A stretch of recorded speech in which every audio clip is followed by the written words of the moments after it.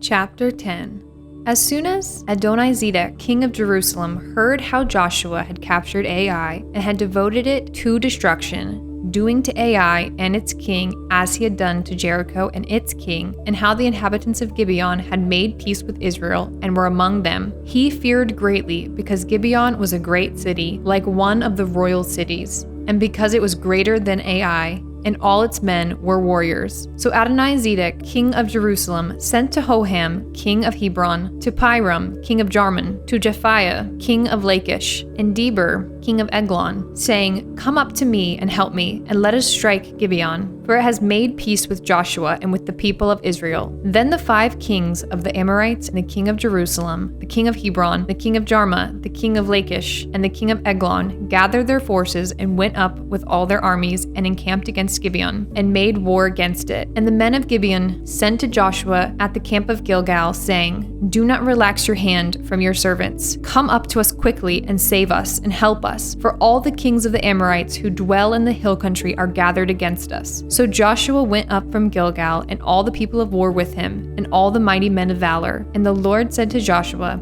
"Do not fear them, for I have given them into your hands. Not a man of them shall stand before you." So Joshua came up upon them suddenly, having marched up all night from Gilgal, and the Lord threw them into a panic before Israel, who struck them with a great blow at Gibeon, and chased them by the way of the ascent of Beth-horon, and struck them as far as Azekah and Makkedah. And as they fled before Israel while they were going down the ascent of Beth-horon, the Lord threw down large stones from heaven on them as far as Azekah, and they died. There were more who died because of the hailstones than the sons of Israel killed with the sword. At that time Joshua spoke to the Lord in the day when the Lord gave the Amorites over to the sons of Israel, and he said in the sight of Israel, "Sun, stand still at Gibeon, and moon in the valley of Aijalon." And the sun stood still, and the moon stopped, until the nation took vengeance on their enemies. Is this not written in the book of Jashar? The sun stopped in the midst of heaven, and did not hurry to set for about a whole day. There has been no day like it before or since, when the Lord heeded the voice of a man, for the Lord fought for Israel. So Joshua returned, and all Israel with him, to the camp of Gilgal. These 5 kings fled and hid themselves in the cave of Makkedah, and it was told to Joshua, "The 5 kings have been found hidden in the cave of Makkedah." And Joshua said, "Roll large stones against the mouth of the cave, and set men by it to guard them, but do not stay there yourselves. Pursue your enemies, attack their rear guard, do not let them enter their cities, for the Lord your God has given them into your hand." When Joshua and the sons of Israel had finished striking them with a great blow until they were wiped out, and when the remnant that remained of them had entered into the fortified cities, then all the people returned safe to Joshua in the camp at Makkedah. Not a man moved his tongue against any of the people of Israel. Then Joshua said, "Open the mouth of the cave and bring those 5 kings out to me from the cave." And they did so, and brought those 5 kings out to him from the cave: the king of Jerusalem,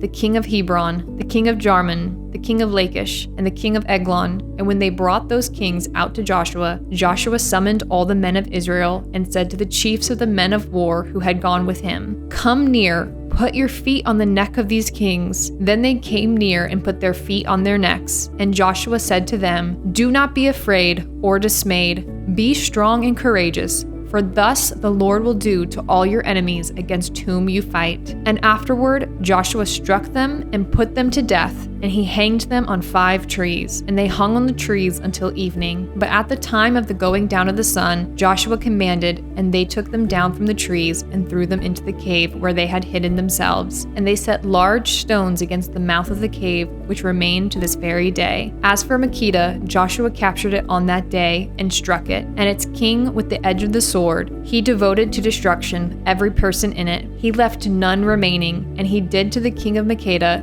just as he had done to the king of Jericho. Then Joshua and all Israel with him passed on from Makkedah to Libnah, and fought against Libnah, and the Lord gave it also and its king into the hand of Israel. And he struck it with the edge of the sword, and every person in it. He left none remaining in it, and he did to its king as he had done to the king of Jericho. Then Joshua and all Israel with him passed on from Libnah to Lachish, and laid siege to it and fought against it. And the Lord gave Lachish into the hand of Israel, and he captured it on the second day and struck it with the edge of the sword, and every person in it, as he had done to Libnah. Then Horam, king of Gezer, came to help Lachish, and Joshua struck him and his people until he left none remaining. Then Joshua and all Israel with him passed on from Lachish to Eglon, and they laid siege to it and fought against it. And they captured it on that day, and struck it with the edge of the sword. And he devoted every person in it to destruction that day, as he had done to Lachish. Then Joshua and all Israel with him went up from Eglon to Hebron, and they fought against it,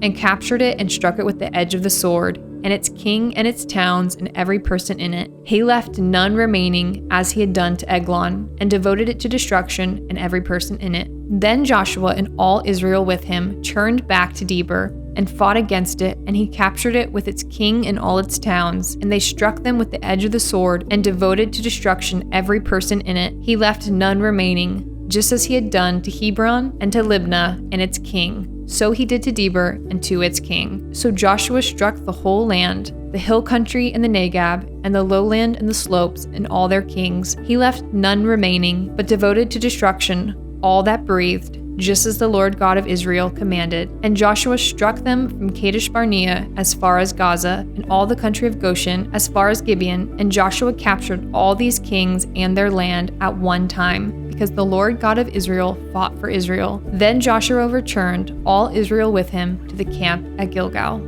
Chapter 11. When Jabin, king of Hazor, heard of this, he sent to Jobab, king of Madon, and to the king of Shimron, and to the king of Akshaph, and to the kings who were in the northern hill country, and in the Arabah, south of Kinnereth, and in the lowland, and in Naphath Dor on the west, to the Canaanites in the east and the west, the Amorites, the Hittites, the Perizzites, and the Jebusites in the hill country, and the Hivites under Hermon in the land of Mizpah. And they came out with all their troops, a great horde in number like the sand that is on the seashore, with very many horses and chariots. And all these kings joined forces and came and encamped together at the waters of Merom to fight against Israel. And the Lord said to Joshua, "Do not be afraid of them, for tomorrow at this time I will give over all of them, slain to Israel. You shall hamstring their horses and burn their chariots with fire." So Joshua and all his warriors came suddenly against them by the waters of Merom, and fell upon them. And the Lord gave them into the hand of Israel, who struck them and chased them as far as Great Sidon and Misrephoth Maim, and eastward as far as the valley of Mizpah. And they struck them until he left none remaining. And Joshua did to them as the Lord said to him. He hamstrung their horses and burned their chariots with fire. And Joshua turned back at that time and captured Hazor, and struck its king with the sword. For Hazor formerly was the head of all those kingdoms. And they struck with the sword all who were in it, devoting them to destruction. There was none left that breathed. And he burned Hazor with fire, and all the cities of those kings and all their kings Joshua captured and struck them with the edge of the sword, devoting them to destruction, just as Moses, the servant of the Lord, had commanded. But none of the cities that stood on the mounds did Israel burn, except Hazor alone. That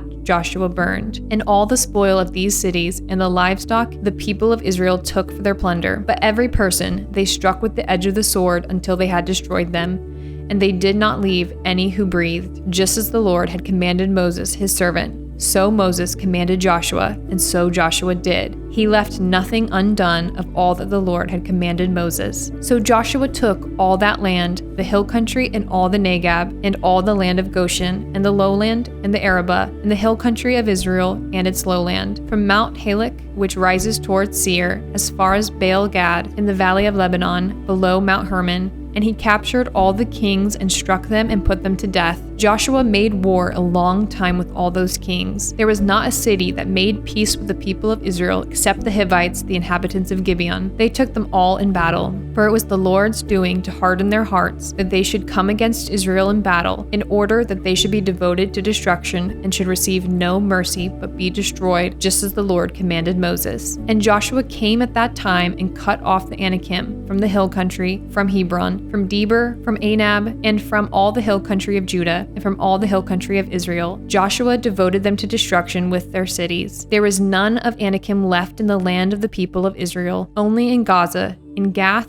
and in Ashdod did some remain. So Joshua took the whole land, according to all that the Lord had spoken to Moses. And Joshua gave it for an inheritance to Israel according to their tribal allotments, and the land had rest from war. Chapter 12. Now these are the kings of the land whom the people of Israel defeated, and took possession of their land beyond the Jordan towards the sunrise, from the valley of the Arnon to Mount Hermon, with all the Arabah eastward. Sihon, king of the Amorites, who lived at Heshbon, and ruled from Aroer, which is on the edge of the valley of the Arnon, and from the middle of the valley as far as the river Jabbok, the boundary of the Ammonites, that is, half of Gilead, and the Arabah to the sea of Kinneroth, eastward, and in the direction of Beth Jeshimoth, to the sea of the Arabah, the Salt Sea, southward, to the foot of the slopes of Pisgah, and Og, king of Bashan, one of the remnant of the Rephaim, who lived at Ashtaroth and at Adrai, and ruled over Mount Hermon and Salakah, and all Bashan to the boundary of the Geshurites and the Maaconites, and over half of Gilead to the boundary of Sihon, king of Heshbon. Moses, the servant of the Lord, and the people of Israel defeated them, and Moses, the servant of the Lord, gave their land for possession to the Reubenites and to the Gadites and the half-tribe of Manasseh. And these are the kings of the land whom Joshua and the people of Israel defeated on the west side of the Jordan, from Baal-Gad in the valley of Lebanon to Mount Halak that rises towards Seir. And Joshua gave their land to the tribes of Israel as a possession according to their allotments, in the hill country, in the lowland, in the Arabah, in the slopes, in the wilderness, and in the Negab, the land of the Hittites, the Amorites, the Canaanites, Perizzites, the Hivites, and the Jebusites. The king of Jericho, 1. The king of Ai, which is beside Bethel, 1. The king of Jerusalem, 1. The king of Hebron, 1. The king of Jarman, 1. The king of Lachish, 1. The king of Eglon, 1. The king of Gezer, 1. The king of Deber, 1. The king of Geder, 1. The king of Hormah, 1. The king of Arad, 1. The king of Libnah, 1. The king of Adullam, 1. The king of Makkedah, 1. The king of Bethel, 1. The king of Tappuah, 1. The king of Hepher, 1. The king of Aphek, 1. The king of Lasharon, 1. The king of Madon, 1. The king of Hazor, 1. The king of Shimron Meron, 1. The king of Akshaft, 1. The king of Taanach, 1. The king of Megiddo, 1. The king of Kadesh, 1. The king of Jokneam in Carmel, 1. The king of Dor in Naphath Dor, 1. The king of Goyim in Galilee, 1. The king of Tirzah, 1. In all, 31 kings.